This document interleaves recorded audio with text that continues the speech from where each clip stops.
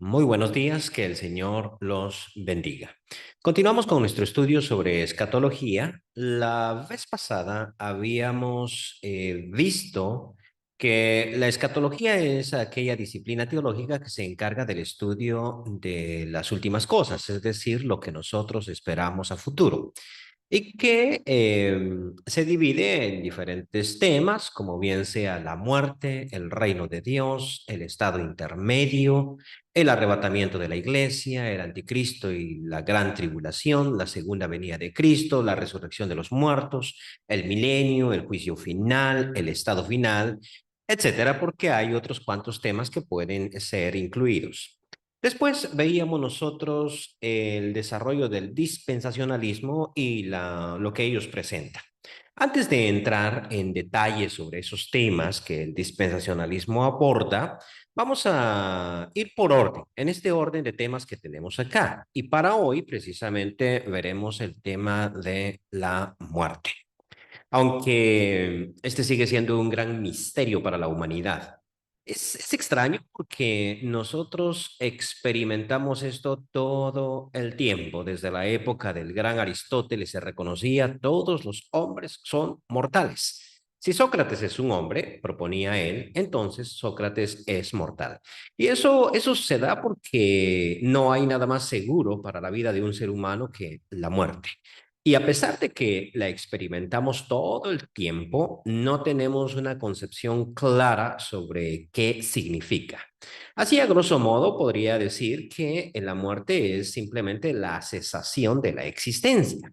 Luego surge la pregunta de si el ser humano realmente deja de existir o existe en otra dimensión. Más adelante abordaremos ese tema, pero por lo menos diríamos que la muerte es la cesación de la existencia en este mundo.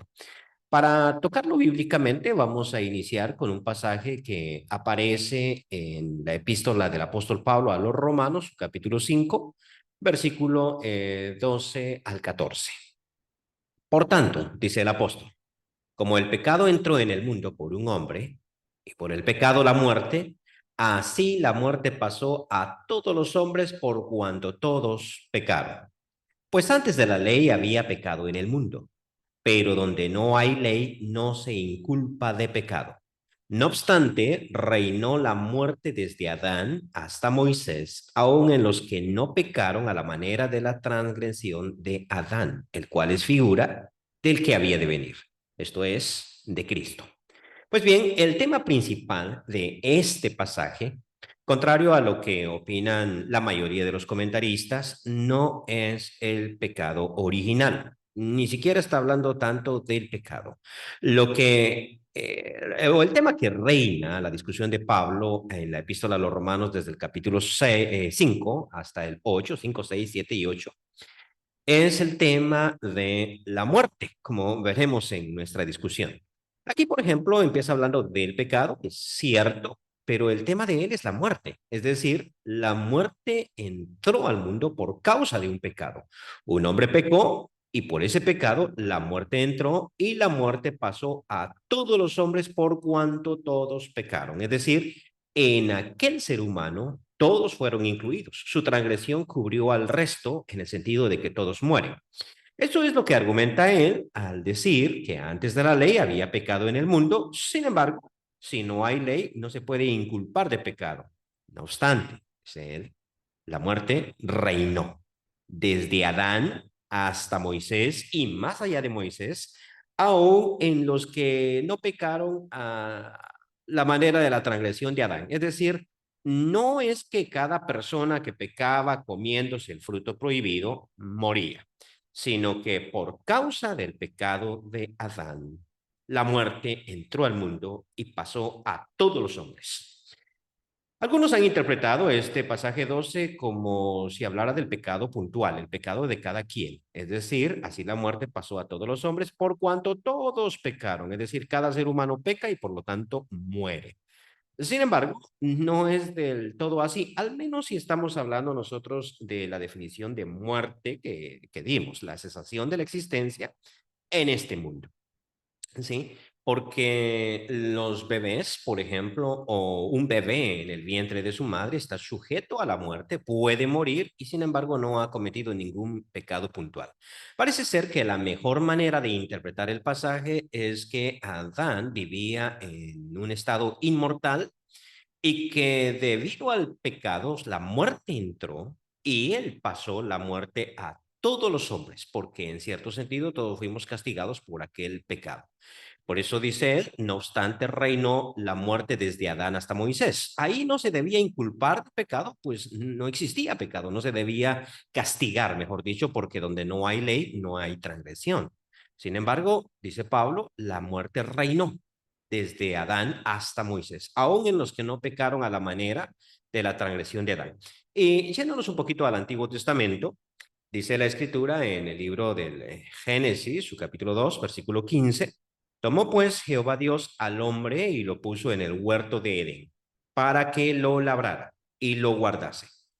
Y mandó Jehová Dios al hombre diciendo, de todo árbol del huerto podrás comer, mas del árbol de la ciencia del bien y del mal no comerás, porque el día que de él comieres, ciertamente morirás.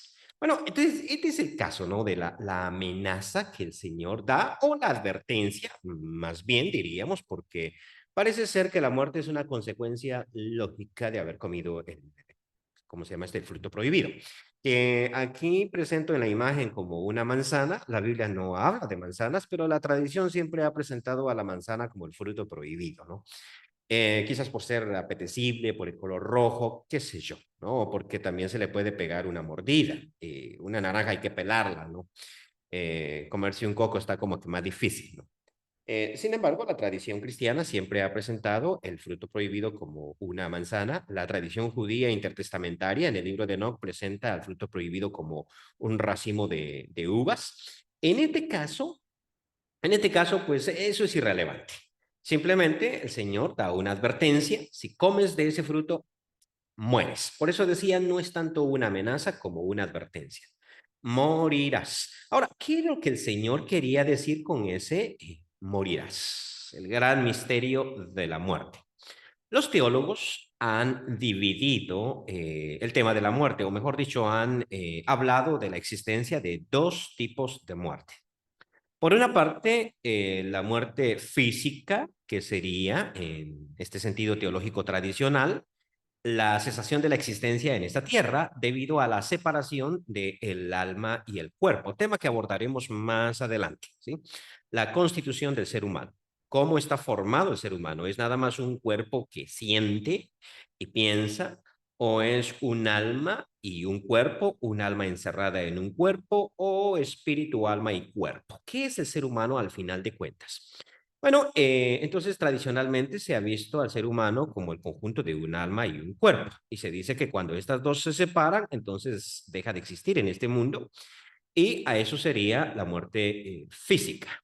También está la muerte espiritual, que es la separación del hombre con Dios, la fuente de su vida. Al existir esa separación, hay una muerte de carácter espiritual. Y entonces, bueno, de hecho, esta distinción es muy importante para entender ciertos textos paradójicos, como Jesús cuando decía, el que quiera salvar su vida, la perderá. Entonces, ¿cómo es posible que si yo quiero salvar la vida, la pierdo, y si pierdo mi vida, la obtendré? Es una paradoja que solo puede ser solucionada si uno distingue entre vida física y vida espiritual. Y si hay vida física, pues su opuesto existe también, la muerte física. Y si hay vida espiritual, su opuesto existe también, que es la muerte espiritual. Bien, es una distinción importante. Sin embargo, cuando nosotros entramos a metafísica, tenemos que tener cierto cuidado. Se ha distinguido entonces entre estos dos tipos de muerte para decir, por ejemplo, que cuando el apóstol Pablo está hablando aquí en Romanos 5:12 acerca de la muerte que entró al mundo por el pecado, por un hombre, el pecado entró por un hombre y por el pecado la muerte, es la muerte espiritual. Y que esa muerte espiritual pasó a todos los hombres por cuanto todos pecaron, que cada vez que un hombre peca, pues obviamente muere espiritualmente, pero que este pasaje no está hablando, por decirlo así, de la muerte física. El problema que yo tengo con esa interpretación de las escrituras es que la Biblia en ningún momento me utiliza el plural muertes, como si lo hace, por ejemplo, con el tema de bautismos, ángeles, ¿no? Cualquier otro tema que puede ser plural. Nunca me utiliza a mí el plural muerte. Es verdad que en Apocalipsis capítulo 20 me habla a mí de un lago de fuego y azufre, que es la muerte segunda, y ahí me habla de la muerte primera y muerte segunda, pero el otro sentido, el sentido de la muerte física y espiritual, nunca la Biblia habla de dos muertes, es decir, de muertes en plural. ¿Y esto qué significa? Si nosotros sí tenemos que, como dije anteriormente, sí tenemos que distinguir entre una muerte espiritual y una muerte física para interpretar ciertos pasajes, y luego la Biblia nunca me habla de muertes, ¿cómo entender esto que estoy diciendo? Bueno, pasaría aquí a afirmar que la muerte física y la muerte espiritual no son dos realidades diferentes, sino dos caras de la misma realidad. Así como una hoja tiene dos páginas, así como una moneda tiene dos caras, o una cara y una cruz, un escudo y una cara, qué sé yo, como sea la moneda del país. Pero digamos, una moneda tiene dos caras, así también la muerte tiene dos polos, dos formas de existir, de manera espiritual y de manera física. Nosotros morimos físicamente. Si eso no ingresó por causa del pecado, entonces nosotros ya éramos mortales. Obviamente no. Entonces, lo que estoy diciendo es que solamente existe una muerte, que esa muerte se manifiesta como muerte espiritual y que la muerte física es consecuencia lógica de la misma. Cuando Dios le dijo a Adán que si comía del fruto prohibido, moriría, no se estaba refiriendo a que en ese preciso momento Adán iba a dejar de existir, cosa que no sucedió. Él viene a morir físicamente mucho tiempo después. Tampoco se refería, ¿sí?, a que en ese preciso momento él iba a experimentar una muerte espiritual, que de hecho sí la experimentó, pero con la posibilidad de revivir. O sea, una vez que uno enfrenta la falta de comunión con Dios, puede volver a restablecerla, cosa que Adán no hizo precisamente, como se puede ver en las mismas escrituras, ya que el último versículo de ese capítulo 4 de Génesis nos dice claramente que el nombre de Jehová no era invocado. Entonces, ¿qué sucedió realmente? Bueno, que el ser humano, antes de comer del fruto prohibido, era un ente inmortal. ¿Y eso qué significa? Nosotros no lo sabemos porque no podemos pensar más allá de las categorías que experimentamos. O sea, solo podemos hablar de lo que experimentamos. La vez pasada andaba por las calles de Tegucigalpa, por ejemplo. Encontré a un muy buen pintor, tenía varios cuadros en su casa y mientras tomaba un refresco me puse a conversar con él, con el artista. Y tenía unos cuadros bien interesantes, ahí bien abstractos. Entonces le pregunté, o mejor dicho, le comenté que tenía una imaginación muy grande. Él me contestó que no era imaginación, que nada existía en sus cuadros que no hubiese existido antes en su vista. Es decir, pinta lo que ve. A veces mezcla conceptos, pero él pinta lo que ve en algún momento. Bien, nosotros no sabemos qué significa ser inmortal, Adán sí lo sabía, pero eso implica que sus células se reproducían de otra manera. Eso significa que él no estaba sujeto a la decadencia como nosotros sí estamos, y creo que eso es lo que las escrituras enseñan. Vamos a ver eso más en detalle cuando veamos el tema de la resurrección. Pero en este momentito vamos a decir que Adán, el día que come del fruto prohibido, pasa de vida a muerte, pasa de ser un hombre perfecto a ser imperfecto. pasa de ser un ser inmortal a ser un ser mortal, decadente, perecedero, sujeto a la corrupción. Se presenta este poema, muy bueno, anónimo por cierto, de un poeta que viene caminando por el bosque, encuentra una calavera y luego de la calavera sale una flor muy bonita. Y entonces él decide escribir estos versos. Oh, bella flor, qué mal naciste, qué triste fue tu suerte. Al primer paso que diste, te topaste con la muerte. El dejarte es cosa triste, el llevarte es cosa fuerte. El dejarte con la vida es dejarte con la muerte. Bello realmente, pero manifiesta la realidad del ser humano.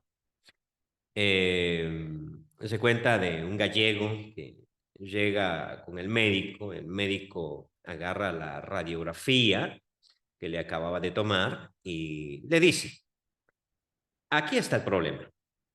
El gallego responde, ay doctor, ¿cómo no me voy a sentir mal si traigo la muerte dentro? Este chiste también nos habla de una tremenda realidad. Todos traemos la muerte adentro.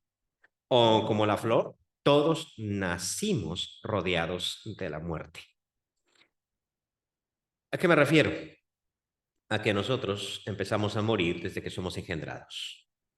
En el vientre materno, el bebé está muriendo o luchando por sobrevivir. Al nacer, empieza toda una lucha en contra de la muerte para preservar la vida. Y cuando nosotros morimos mucho tiempo después, no es que hasta ese momento la mortalidad llegó a nuestro ser, sino que en ese momento es que nosotros dejamos de luchar. Perdimos la batalla final, pero toda nuestra existencia es una lucha contra la muerte. Es decir, todos al nacer nos topamos con la muerte. Todos traemos la muerte dentro. Adán no. Adán era inmortal, no traía la muerte dentro, no luchaba contra la muerte, no estaba sujeto a la corrupción del cuerpo. Nosotros sí, a causa del pecado y del pecado de Adán. Por eso dice la escritura en Romanos 6:23, porque la paga del pecado es muerte, mas la dádiva de Dios es vida eterna en Cristo Jesús, Señor nuestro.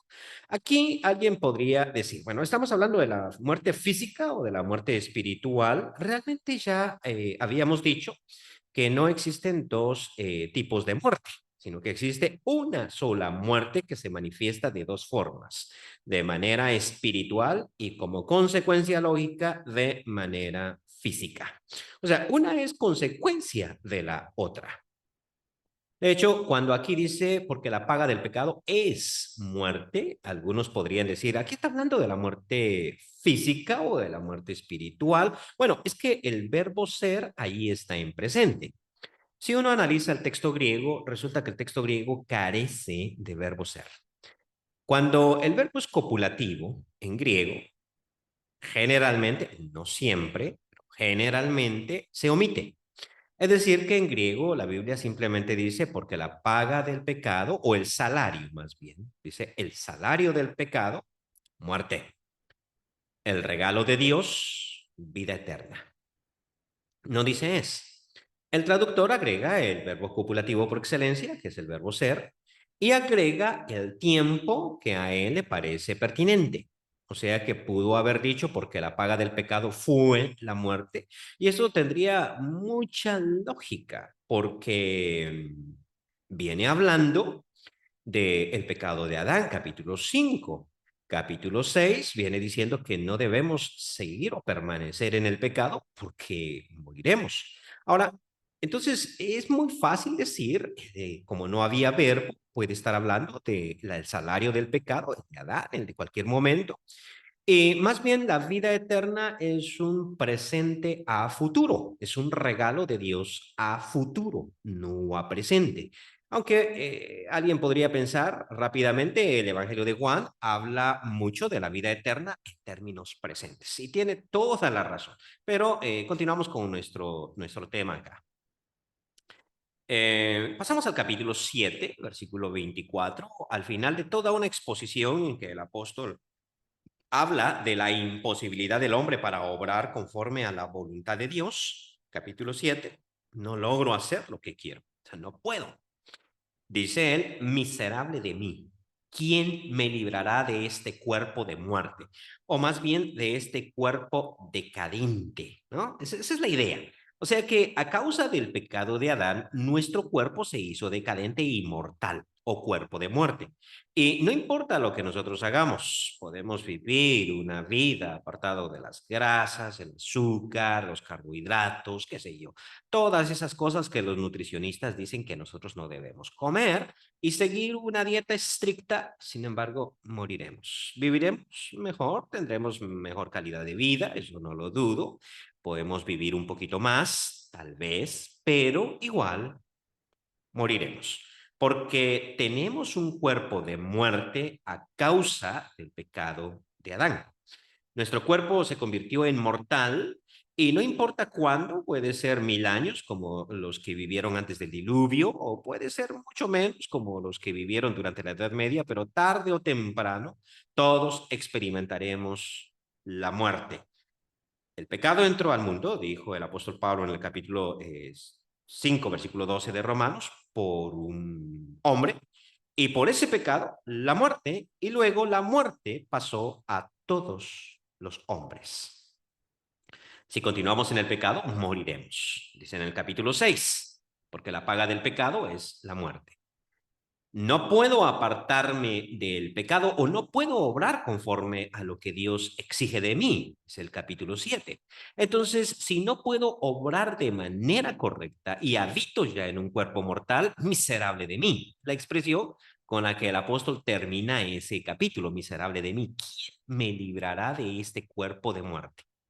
Responde, gracias doy a Dios por Jesucristo, Señor nuestro, porque ya el capítulo 6, versículo 23, había anticipado esta realidad cuando dice que el regalo de Dios o el don de Dios es vida eterna en Cristo Jesús, Señor nuestro. El autor a los Hebreos lo escribe de esta forma. Así que por cuanto los hijos participaron de carne y sangre, es decir, de mortalidad, de cuerpos mortales, y eso es lo que significa carne y sangre. Él también participó de lo mismo.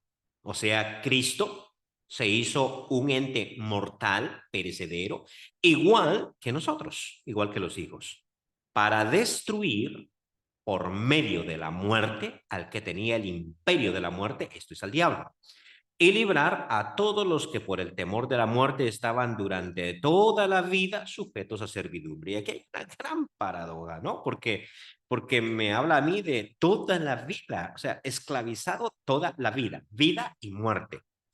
Y estábamos esclavizados para servir al pecado y a la muerte a causa del temor. Un tema que podríamos explorar mucho, porque el temor está íntimamente ligado a la idolatría, ¿no? En otro tema, en otro momento. Pero en este momento vamos a decir que había un imperio. Imperio es el término que se utilizaba en Roma para el territorio que dominaba el emperador, y el emperador se le llamaba emperador por haber triunfado en la batalla o por ser el comandante supremo de las huestes que triunfaban. Entonces, eso era lo que significaba emperador, o sea, venciste, ¿no? Y se le daba ese título de manera momentánea o temporal antes de Augusto y de manera permanente después de Augusto César en Roma. Entonces, cuando me habla aquí del imperio de la muerte, esto es porque el diablo salió victorioso y estableció su propio imperio, el imperio de la muerte. Física o espiritual son dos polos de la misma realidad, la misma muerte, y él gobernando sobre esa muerte, ¿no? Para destruirlo, el Hijo de Dios tuvo que participar también de carne y sangre para destruir por medio de la muerte al que tenía el imperio de la muerte. Esto tiene que ser explicado, es otro tema, es el tema de la expiación. ¿Cómo es posible, y es una gran paradoja, que por medio de la muerte se pueda destruir al que tiene el imperio de la muerte? Bueno, en este caso, cuando uno se convierte y entrega su vida a Dios, Dios envía al Espíritu, a su Espíritu en uno. Y entonces en Romanos 8:11, el apóstol sigue argumentando. Y si el espíritu de aquel que levantó de los muertos a Jesús mora en vosotros, el que levantó de los muertos a Cristo Jesús, vivificará también vuestros cuerpos mortales, su espíritu que mora en vosotros. Aquí me viene hablando a mí acerca de la resurrección. O sea, la resurrección, que se da precisamente en la teología de Romanos debido al Espíritu de Dios que mora en nosotros. Por eso el tema fundamental del cristianismo de la iglesia no debe ser tanto cómo te comportas. ¿Te comportas bien o te comportas mal? ¿Eres una buena o una mala persona? Eso le interesa a la sociedad, no a la iglesia. A la iglesia le debe interesar, ¿tienes al Espíritu de Dios dentro de ti o no?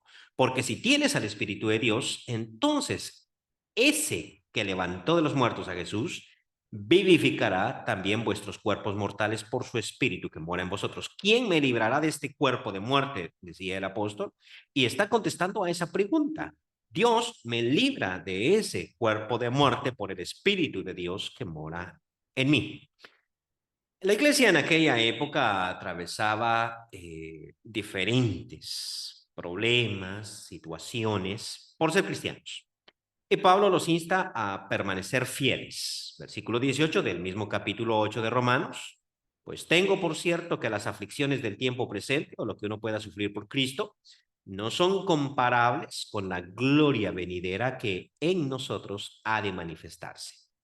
Porque el anhelo ardiente de la creación es aguardar la manifestación de los hijos de Dios. Porque la creación fue sujetada a vanidad, no por su propia voluntad, sino por causa del que la sujetó en esperanza. Eso quiere decir que la creación misma gozaba de esa inmortalidad. Entonces, lo que Pablo está diciendo acá, lo cual es una incógnita en Génesis. O sea, cuando uno estudia Génesis y le hacen la pregunta, el ser humano era inmortal, listo, pero la creación también gozaba de esa inmortalidad o de esa capacidad de no perecer, de no ser decadente. Pues en Génesis queda la duda, o sea, ahí queda la incógnita abierta y no se puede contestar. Pero acá el apóstol dice que la creación en el versículo 20 fue sujetada a vanidad, y eso quiere decir a decadencia, a mortalidad, no por su propia voluntad, sino por causa de Dios, que la sujetó en esperanza. Porque también la creación misma será libertada de la esclavitud de corrupción a la libertad gloriosa de los hijos de Dios. Entonces, en la escatología paulina, y esto lo vamos a ver más adelante, no se trata de una destrucción de la creación, sino se trata de una liberación de la creación. Okay. ¿Cómo congeniar esto con ciertos pasajes apocalípticos o de primera, de segunda de Pedro? ¿Cómo congeniarlo? Más adelante analizaremos eso en nuestros temas. Y bueno, siempre espero las preguntas suyas a lo que yo estoy tocando. En algún momento puedo hacer un video extra pequeño contestando alguna pregunta, pero estas son incógnitas que más adelante contestaré. Pero aquí sigue diciendo la escritura que la creación era o tenía esa libertad de la corrupción, no era corruptible, pero fue sujeta a esa vanidad por la esperanza. ¿Qué esperanza? Porque sabemos, dice el versículo 22, que toda la creación gime a una y aún está con dolores de parto hasta ahora. Y no solo ella, sino que también nosotros mismos que tenemos las primicias del Espíritu, nosotros también gemimos dentro de nosotros mismos esperando la adopción, la redención de nuestro cuerpo, porque en esperanza fuimos salvos. Y corto aquí el pasaje a la mitad, el 24, solo cito la primera parte, ya que luego el apóstol cambia de tema y no estamos en la exposición de la epístola a los romanos, sino más bien de la explicación de estos cuantos pasajes escatológicos. Pero aquí me dice algo bien interesante. En esperanza fuimos salvos. Para nosotros los teólogos, o para la mayoría de los teólogos, lo mismo da decir justificado por fe que salvo por fe. Sin embargo, en Pablo no es así. Cuando él habla de la salvación en términos pasados, lo que sucedió conmigo cuando me arrepentí, generalmente dice que yo he sido justificado por fe. O sea, a eso se refiere, o mejor dicho, hace referencia al perdón de mis pecados. Pero cuando habla del futuro, generalmente habla de redención. O sea, ha pasado justificación, a futuro redención. La salvación encierra todo el proceso. Entonces, la salvación del ser humano se da en dos tiempos. En el pasado, el perdón, la redención de nuestro espíritu, podríamos decir, a eso el apóstol lo llama justificación por fe. Sin embargo, esa salvación, dice él, fue nada más en esperanza, porque en esperanza fuimos salvos. Y estamos esperando, y por eso es que los temas de escatología son tan importantes. Estamos esperando la redención de nuestro cuerpo, es decir, cuando este cuerpo mortal se vista de inmortalidad. En la carta a los Corintios, el mismo apóstol en su capítulo 15, versículo 51, dice, he aquí os digo un misterio. No todos dormiremos, pero todos seremos transformados, porque somos decadentes, tenemos que ser transformados en inmortales. Entonces, no todos dormiremos, no todos moriremos, pero todos seremos transformados. En un momento, en un abrir y cerrar de ojos, a la final trompeta, porque se tocará la trompeta, y los muertos serán resucitados incorruptibles, y nosotros seremos transformados. Incorruptibles porque en el Antiguo Testamento resucitaron tres personas, en el Nuevo Testamento resucitó la hija de Jairo, el hijo de la viuda de Naín, Lázaro mismo, pero todos ellos resucitaron corruptibles, es decir, volvieron a morir, solo regresaron al estado anterior que tenían antes de perecer, pero su cuerpo seguía siendo corrupto, su cuerpo no había sido redimido. Pero en el caso nuestro, al final de los tiempos, cuando Cristo venga, nuestros cuerpos serán resucitados incorruptibles y nosotros seremos transformados para ser incorruptibles. Porque es necesario, dice el apóstol, que esto corruptible se vista de incorrupción y esto mortal se vista de inmortalidad.